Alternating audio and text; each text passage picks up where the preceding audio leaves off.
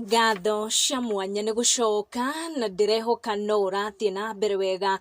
Phyllis Mbuthia nĩ amũkĩra ndeto cia mwanya mũno o rĩrĩa athiĩte na mbere kũrũa mbara ya kwanjĩrĩria werũ a fresh start thutha wa YouTube page yake makĩria ma subscribers 300,000 kũhakwo na gũkorwo ĩkĩeherio kaimana kuma YouTube.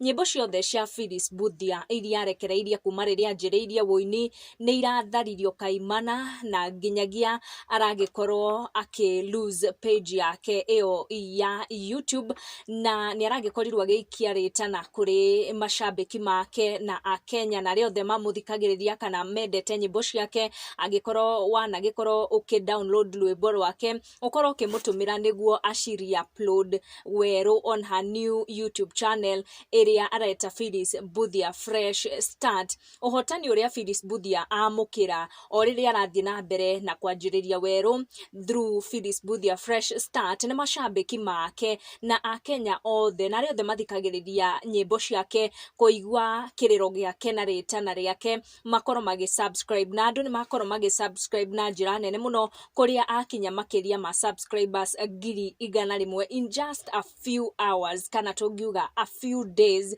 thutha wa gũkorwo akĩikia ihoya na kuonania kĩrĩro gĩake thutha wa YouTube page yake gũkorwo ĩkĩhakwo na kwengutio kaimana on YouTube. Phyllis Mbuthia rĩu arĩ at 105k subscribers na andũ no marathiĩ na mbere gũ-subscribe na njĩra nene mũno thĩinĩ wa channel ĩno yake njerũ ya Phyllis Mbuthia Fresh Start. Ũhotani ũngĩ Phyllis Mbuthia amũkĩrĩte nĩ marũa kuma kwa Google Kenya ĩrĩa yamwĩra nĩ marageria kũrũa na mbara ĩno ũrĩa mangĩhota gũkorwo magĩkambĩriana na mũndũ ũyũ ũragĩkorirwo akĩhack channel yake nĩguo gũtigĩrĩra nĩ amũkĩra ũteithio ũrĩa wagĩrĩire. Ndeto ĩrĩa Phyllis Mbuthia akorwo akiuga atĩ nĩ amwĩkĩra hinya kuona nĩ aragĩkoretwo agĩtangĩka ngoro mũno. Hakorwo akiuga thank you Google Kenya for responding to me with a positive report, now I am on standby. Koguo nĩ kũronekana mwena ũyũ ũngĩ YouTube channel ĩyo no ĩrathiĩ na mbere gũcugurikĩrwo